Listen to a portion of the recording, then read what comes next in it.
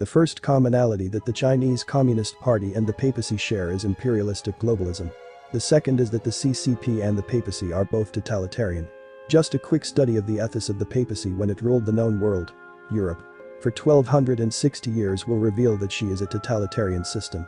Both communism and the Vatican vow for total control of the world system of religion, politics, education, economic, and individual conscience. The third commonality the CCP and the papacy share is that they are both enemies of free speech, freedom of conscience, and freedom of worship. Because if they allowed these freedoms they would not be in total control.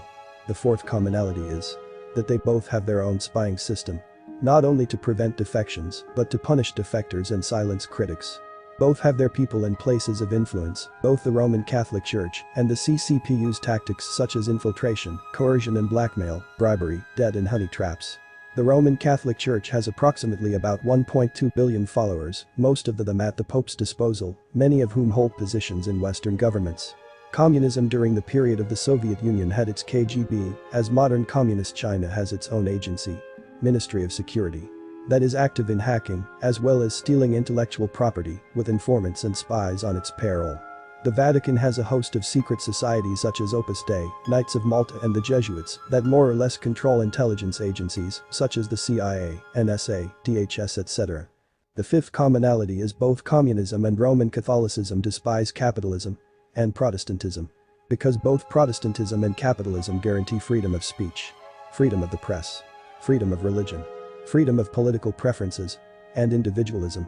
Freedom cannot exist in a system that wants to exert complete and total control. The sixth commonality of communism and Catholicism is that both systems are both opposed to God. Before you say the papacy is not opposed to God, let's pursue this. Communism has sincerity and thus openly opposes religion. Communism is atheistic. Catholicism hypocritically supplants God while at the same time claiming and pretending to honor him. The Bible describes the papal mandate accurately. Let no man deceive you by any means. For that day shall not come, except there come a falling away first, and that man of sin be revealed, the son of perdition, who opposeth and exalteth himself above all that is called God, or that is worshipped, so that he as God sitteth in the temple of God, shewing himself that he is God. 2 Thessalonians chapter 2, verse 3 and 4. In other words, the Pope opposes God by claiming to be God, such as becoming an adored rock star of the religious world, claiming to forgive sins, changing the 10 Commandments, changing the Sabbath to Sunday, and the allowing the worship of idols. Communism opposes God by openly saying that a creator does not exist.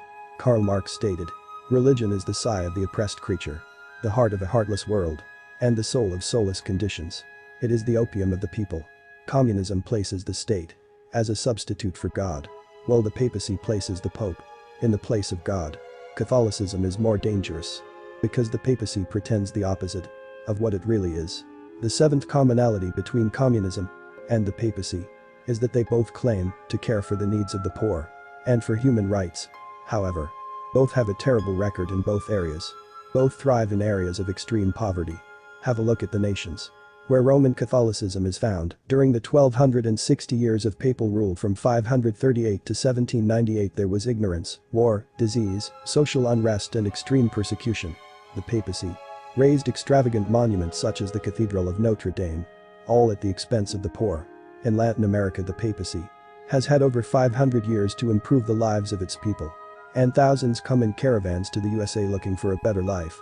Both systems, communism and Catholicism, feign an interest for the poor, and yet the governing class live by a higher standard.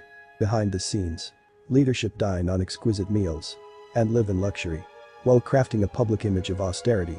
Whatever the CCP or Vatican display publicly, it is to cloak its true nature. Both systems spend fortunes on public relations to deceive the masses through media. The Pope employs a public relations guru.